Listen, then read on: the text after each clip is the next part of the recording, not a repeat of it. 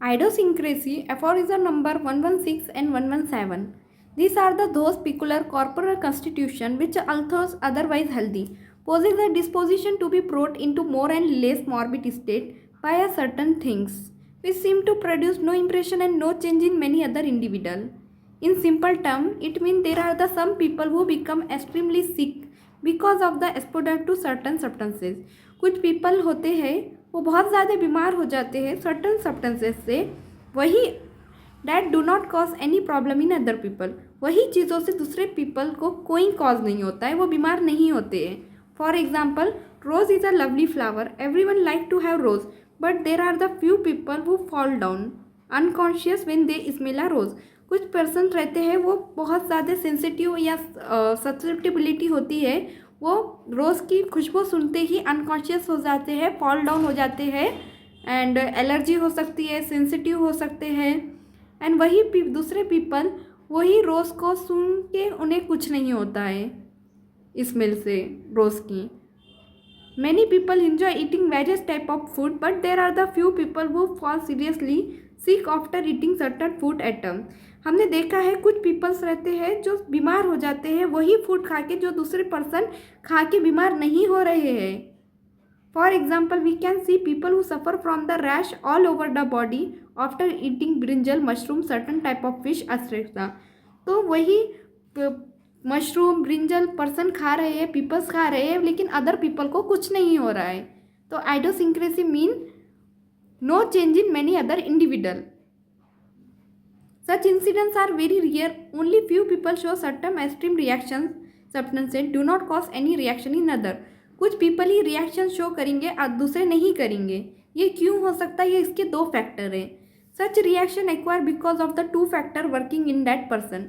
एक तो वो एबिलिटी सब्सटेंसेस की हो सकती है, and second the ability person की हो सकती है react to stimulate in the peculiar manner. इसके दो ही फैक्टर हो सकते हैं.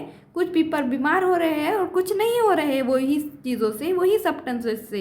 एक तो एबिलिटी सब्सटेंसेस की हो सकती है जो अफेक्ट कर रही है, या एबिलिटी पर्सन की हो सकती है जो रिएक्ट कर रही है स्टिमुलस को. So it is not ability of the substances to produce the reaction, but also the susceptibility of the person to that substances that produce such reaction. जो susceptibility है वो पर्सन की हो सकती है जो प्रोड्यूस रिएक्शन कर रही है. For example, a person become unconscious by a smelling of rose. Rose may be have capacity to produce unconscious in a person, but along with that it is a susceptibility of person to rose that produce unconscious.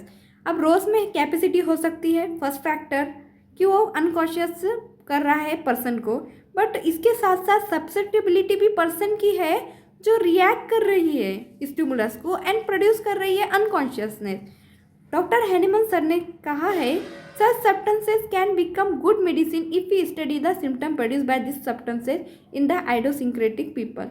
अगर हम medicine good term में पढ़े तो हमें समझेंगे कि idiosyncratic people we can potentize this substances and use them as a good medicine. हम इन्हें अच्छी तरह से यूज़ कर सकते हैं according to patient. Okay, according to the doctor J.T. Kent, idiosyncrasy can be congenital भी हो सकती है, एक्वायर्ड भी. Congenital mean present from the birth and acquired mean after any time birth. In acquired type the person become idiosyncratic to that substances after he is one exposed to the substances sometime in the past. Acquired mean कोई भी substances से वो expose हुआ है past में. Acquired mean okay. And treatment क्या देंगे? Acquired में treatment देंगे अब patient acquire idiosyncrasies to substances because of the improper treatment हो रहा है या suppression हो रहा है symptoms की वजह से, या past में हुआ है अच्छे से ट्रीट नहीं हुआ patient. We can cure such patient by giving the indicated medicine in LM potency.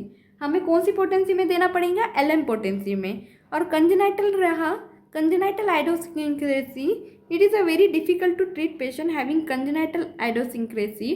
Doctor Kent has given the example a patient suffering from the congenital idiosyncrasy rhus tox plant in suffering.